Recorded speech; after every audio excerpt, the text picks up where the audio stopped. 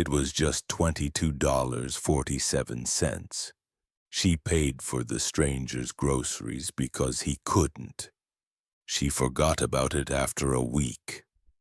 But years later, he knocked on her door in a suit holding a check. And a truth that changed everything. It was a rainy Tuesday. Samantha had just finished a long shift as a nurse's aide. She stopped at the grocery store for cereal, milk, and something chocolate. As she reached the checkout line, she noticed the man in front of her, maybe late 20s, clothes a little worn, holding a small basket. He looked nervous. When the cashier rang him up, $22.47. The man pulled out a handful of coins and a crumpled $5 bill. It wasn't enough. He mumbled, "You can cancel the bread and the eggs, and maybe the milk too." Samantha stepped forward. "I've got it, all of it." The man blinked. "You don't have to." "I know," she said, "but I want to." She paid, smiled, and walked out.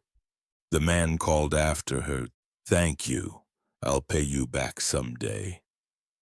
She laughed over her shoulder and, "No need, just help someone else." Samantha never told anyone. It wasn't a big story, just a small thing done quickly and forgotten just as fast. Life moved on. She worked nights, paid bills, helped her younger sister through nursing school, dealt with breakups, bought a used car, nothing extravagant, just life.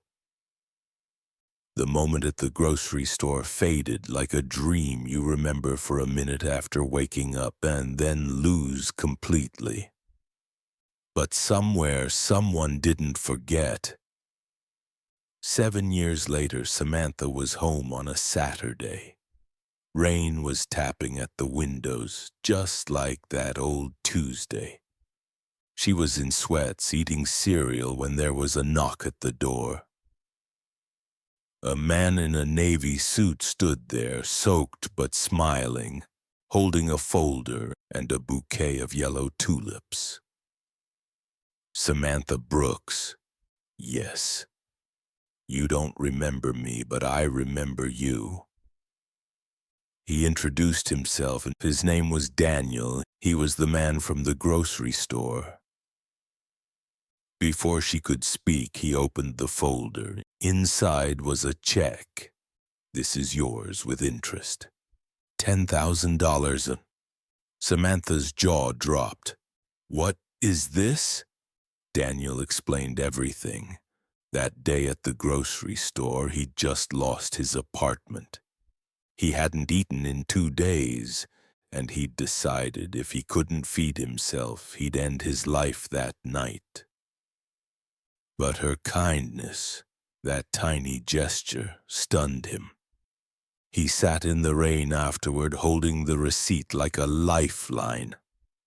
"I didn't go through with it. I got help instead, checked into a shelter, got clean, went back to school." He'd graduated with honors, became an accountant, got married, had a daughter, named her Hope.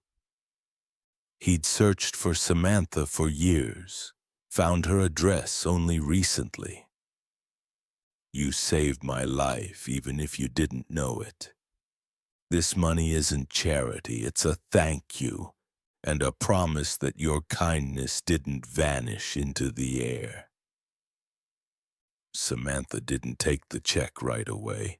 She sat down staring at it, at his story, at his eyes. "I didn't do anything that special," she whispered. Daniel smiled. "That's what makes it special. You didn't think it mattered, but it did." She eventually accepted the check, but split it. Half she gave to her sister to finish grad school. The other half she used to start a local fund. small grants for people in crisis at grocery stores and gas stations. She called it the 22 Fund, named after the total Daniel couldn't afford that day.